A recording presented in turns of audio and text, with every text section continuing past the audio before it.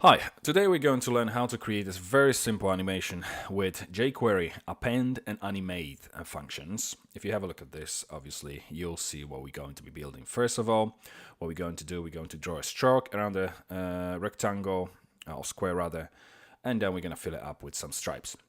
So let's go to our editor, exercise files.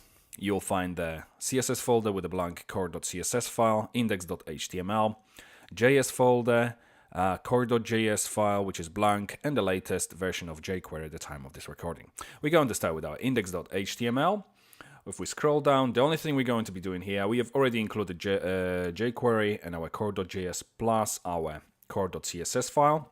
The only thing we're going to create here is div with the ID of wrapper, and that's absolutely everything. So we can now save and close the file, because everything else will be done dynamically using JavaScript.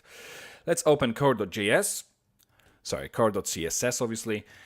Star symbol, we're going to create a few styling definitions, padding 0, margin 0, border none. Then we have outline, we want none as well. Then we go for body tag. Body tag will define padding at 30 from the top and bottom, 0 from left and right. Text align will be center, and then we go for font family, which will simply be Arial, Verdania, Sans Serif. We don't really need to define it because we're not using any text, but just for the obviously sake of having some font definition here, we're going to do it. Then we go for wrapper, and wrapper will have width of 300 pixels, height of 300 pixels. It will have a margin top and bottom 0, left and right auto. Then we have position relative. Then we have overflow hidden. So anything that's outside of the wrapper will be basically hidden. It's not going to show. And then we have color. Actually, we don't need a color here. That's fine. Okay, wrapper. Then we go for the dark class. We'll have background time 333, position absolute, z index will be 2. Then we go for horizontal underscore 1, which is the first line which is drawn, first line of the square. Then we have height will be 1 pixel. If you obviously want thicker lines, define the height at the higher pixel rate. Then we go for width will be 0 to start with. We'll animate the width. Top will be 0, and left will be 0 as well. So this is our first line.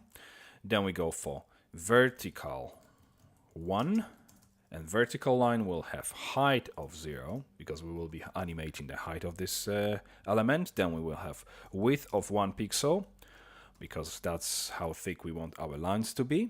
Then we go for the top position, which will be 0, and left position, which will be 299 pixels. Now why 299? We obviously have our wrapper is 300 pixels. The width of our vertical line will be 1 pixel, so 300 pixels minus 1, we get 299. If we did this 300 pixels from the left, then it would show outside of the wrapper.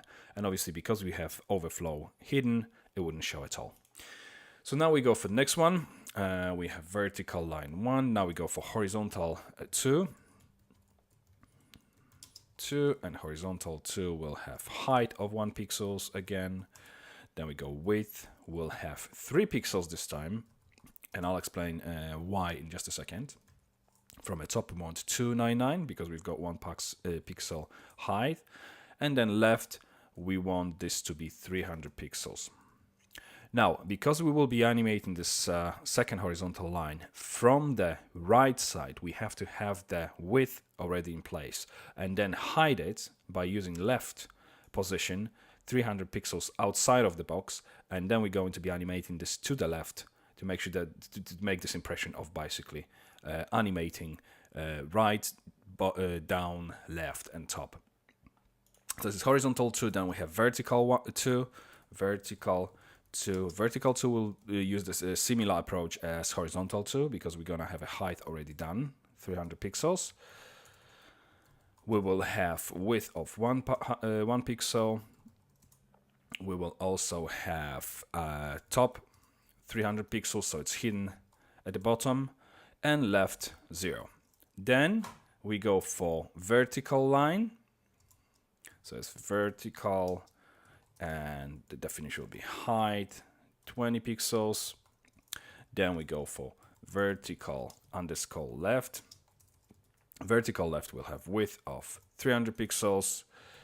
Left will be minus 300 pixels, which will be hidden on left hand side. Then we have vertical right, which will be width 300 pixels, and left will be 300 pixels as well, so it's going to be hidden on the right hand side basically. Okay, after vertical left and right, we have container, which is our last element. Container, and container will have width of 300 pixels, height of 300 pixels. Then we have display none to start with, and then z index will be 1. And that's everything with our core.css.